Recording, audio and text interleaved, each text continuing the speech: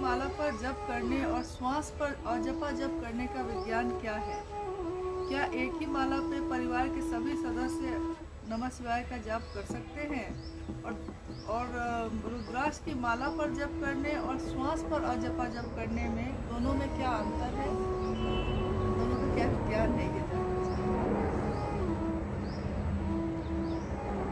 जहाँ तक माला और सांस का सवाल है, सांस की माला भी माला ही है।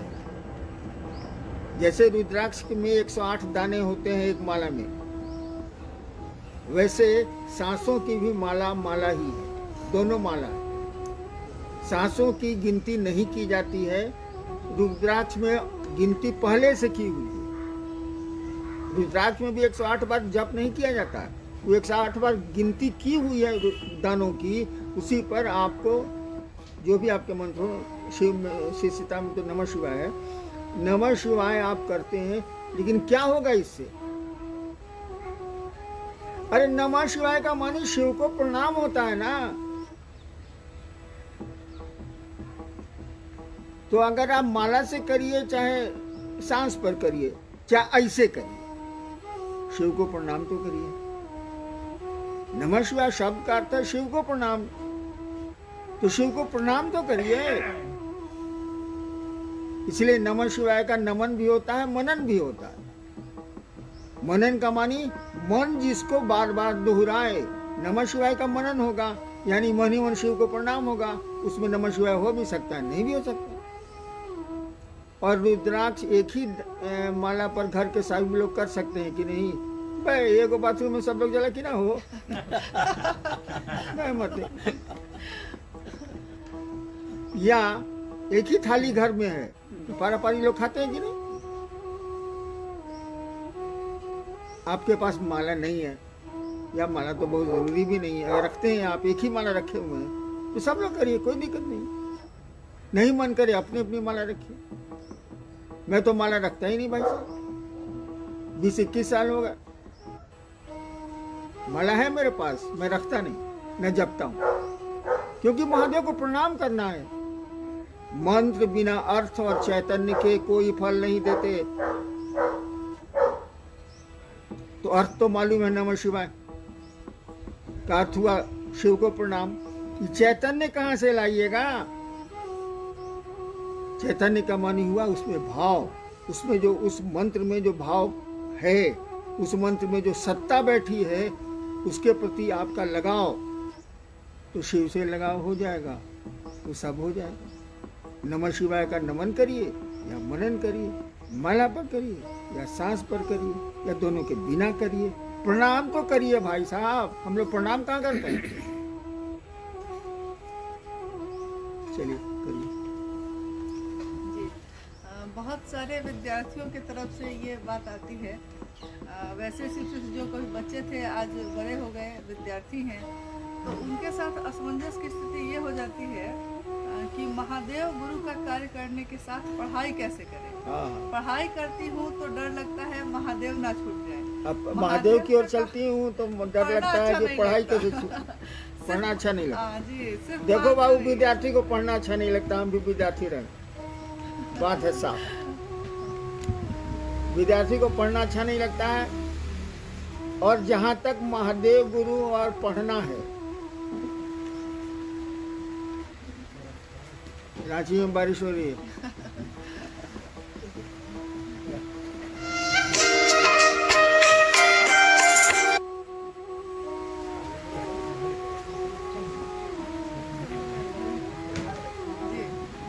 देखो मैं 6ठा क्लास में था ना, तब से साधना जगत में घुसा हुआ। मेरे पिताजी अफसर थे जमुई में, उससे भी पहले से घुसा हुआ। क्या पढ़ाई नहीं की मैंने? क्या पढ़ाई नहीं की मैंने? पहली बार कमीशन में बैठा तो इंडियन पुलिस सर्विस में आया, बाद में बैठा तो बिहार में डिप्टी कलेक्टर हो गया। पढ़ा नहीं क्या? बिना पढ़े हो गए? आप कई काम कर सकते हैं, लेकिन जो काम करिए मनोयोग से करिए, मन से करिए। समय निर्धारित कर लीजिए। मैं शासन में था और महादेव का काम किया कि नहीं, मैंने उसी पीरियड में किया ही किया। रात तो मिलती थी ना 10 बजे से लेकर सुबह 4 बजे तक, उसी में करता था। ये बहाना नहीं चलेगा कि पढ़ेंगे कैसे आप महादेव का काम। आप पढ़िए पहले, छोड़िए महादेव। महादेव काम महादेव करता है, हम लोग खाली दिखते हैं, हम लोग कोई वैल्यू तैल्यू नहीं है, हम लोग की कोई कीमत नहीं। हम लोग झूठो सीना फुलाते हैं, एक बटन खोल के रखते हैं कि हम महादेव का काम किया। हाँ, उस जिला में हम ही तो हिले, हम ही शुरू में किया है। ये सब धपोर संखी है, करते हैं महादेव, दिखते हैं आप। हम आप कुछ नहीं करते, इसीलिए महादेव से दया मांगो और पढ़ाई करो। ये बहाना नहीं चलेगा महादेव कोई पढ़ाई कैसे होगा। मत महादेव का बंद करो, पढ़ाई करो। अब महादेव का काम क्या है ये हमको बता दो। महादेव को प्रणाम कर लेना है भैया। कोई मिले तो गप कर लेना कि हम भी शिव को गुरु मानते हैं, आप भी मानिएगा भाई साहब। मान लिया तो अच्छा है, अच्छी बात बतानी चाहिए। ई अगर कहेगा ई या ई, हम कहेंगे पहले पढ़ाई कीजिए।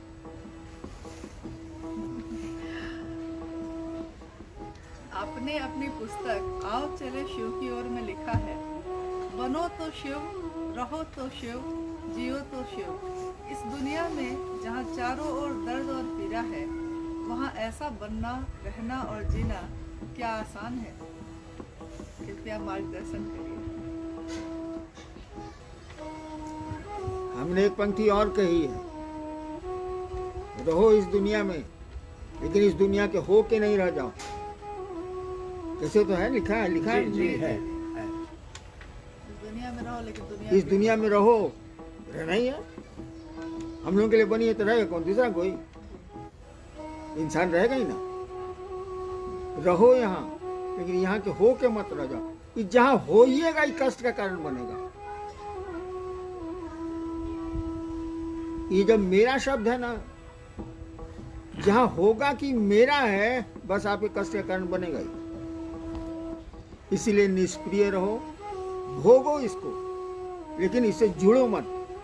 गाड़ियां हैं, चलो उस पर, उसको जहां अपना समझे ढेर, तो कष्ट दे देगी गाड़ी तुमको।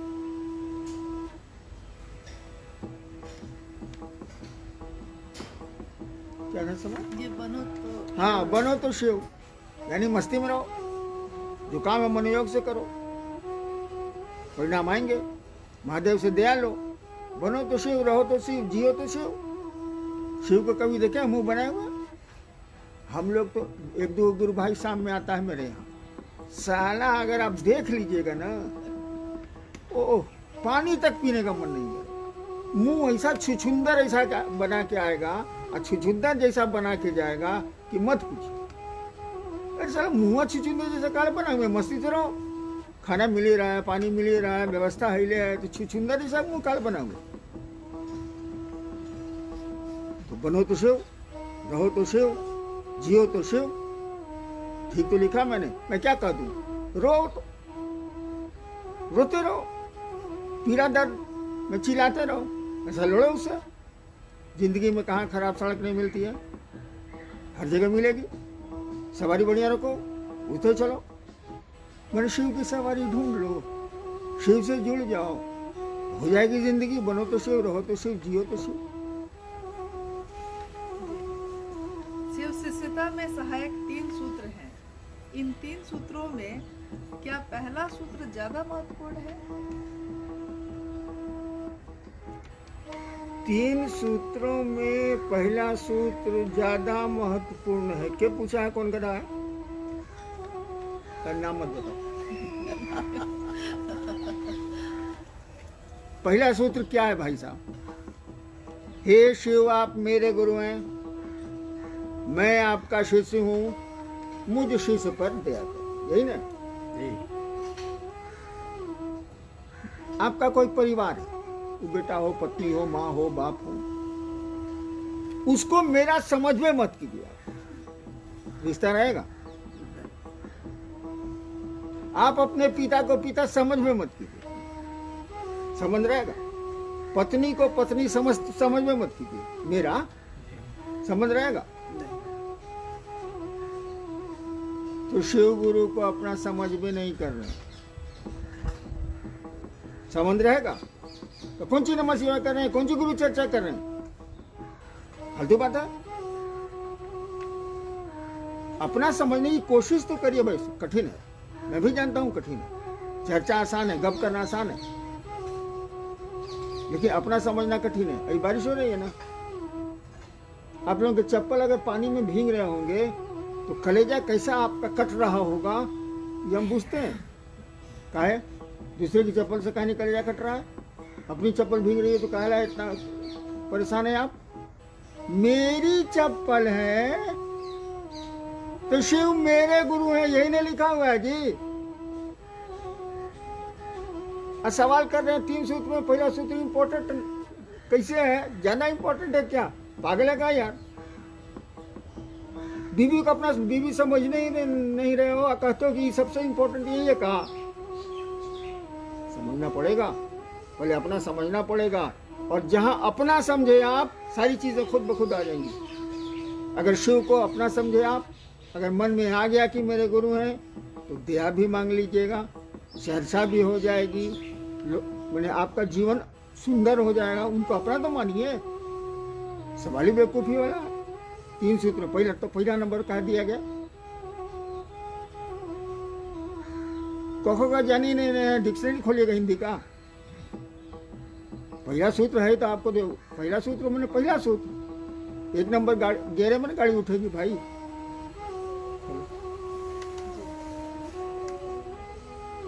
हम सब लगातार कोरोना का कहर झेलते रहे हैं, परंतु 2 वर्षों से ऐसा चल रहा है, परंतु अपने गुरु शिव की दया से जीवित है, सुरक्षित है, खाने को भोजन भी मिल जाता है। तमाम बाधाओं के बावजूद हमने शिव से दया हम मांगते रहे, उनकी बात फोन के जरिए ही सही लोगों से करते रहे, और अपने गुरु शिव को मन ही मन प्रणाम भी करते रहे। आगे वर्ष 2022 से चीज़ें कुछ मतलब ठीक हुई हैं, सब जगह चर्चाएं शुरू हुई हैं। तो 2022 के लिए आपका निर्देश क्या है? आप कह रहे हैं कि शिव कार्य करते हुए अपनी शिष्यता को बचाए रखना है, इसका क्या? 2022 हो या 24 हो, मैंने तो 1980 से ही एक ही बात कहनी शुरू की। कहीं से फोन आ रहा है मेरा, 1980 से एक ही बात कहना शुरू किया मैंने, शिव को अपना गुरु मानो, उसको अपना बनाओ, शिष्य बनो उसके। और तब कहा कि 3 काम करो, इसी काम के लिए कि शिव आपका अपना हो जाए। आपका मन भूले नहीं कि शिव आपके गुरु हैं, और दिमाग में रखिएगा उससे बड़ा गुरु नहीं होता है, वो सर्वोच्च सत्ता है, वो गुरु भी सर्वोच्च है, वो शिव से बड़ा गुरु नहीं होता है। तो शिव को गुरु मानने की बात मैंने कही, अभी भी वही कहूँगा, आगे भी वही कहूँगा। हाँ, जैसे जैसे मौसम बदलता है, वक्त बदलता है, वैसे वैसे चीजें भी थोड़ी बहुत बदलती हैं, लेकिन शिव की शिष्यता नहीं बदलेगी। हम भले बदल जाएं, शिव वही हैं जो रहेंगे, जो थे, उनकी शिष्यता भी नहीं बदलेगी। हम लोग बदलते हैं, तो शिव शिष्यता में अपने को मत बदलिए। 22 के लिए कोई मेरा संदेश नहीं है, आपका भला हो, बस इसी में लगा हूँ, और शुरू से लगा हूँ कि आपका जीवन सुंदर हो जाए, शिव आपके गुरु हो जाए। शिव को कम से कम बेचिए नहीं आप। हमने कई बार कहा कि शिव को बेचते हैं आप। अरे बहुत लोग रहे पहले, ऋषि मुनि लोग जिंदगी बेच दी शिव के लिए, आप शिव को ही बेचते हैं, वो भी जिंदगी के लिए। छोटी सी जिंदगी 70-80 साल की। कोई संदेश बाबू मेरा नहीं है, शिव से जुड़ो, लोगों को शिव से जोड़ो, अपने से मत जोड़ना। तो खत्म, पिंड छूटा मेरा। मेरा बस एक ही कहना है, अपनी शिष्यता को बचाओ। चर्चा की आंधी में शिष्यता को उड़ाओ मत। उड़ गई है, सबकी नहीं उड़ी है। अभी भी शिव शिष्य हैं जिनका सम्मान किया जाना चाहिए, रहेंगे भी वो। लेकिन जिन लोगों की शिष्यता समाप्त होते जा रही है, हल्का सा पत्ता पूरा सूख रहा है, हल्की सी हवा से गिर जाएगा, पेड़ से पत्ते गिरेंगे तो फिर उनकी कीमत क्या रहती है आप खुद समझ सकते हैं। शिव गुरु से संबंध टूटेगा, शिव चर्चाएं कितने दिन चलेंगी आपकी, कितना दिन कर पाइएगा। अब गुरु कार्य कुछ नहीं है, लोगों को शिव से जोड़ो, लोगों का भला सोचो, भला करो, बस यही। शिव को अपना समझो कि वो तुम्हारे गुरु हैं, अपना में अपना शब्द में बड़ी ताकत है। बस इतना तो करिए, यही मेरा संदेश है, यही संदेश रहेगा, यही संदेश था। प्रणाम।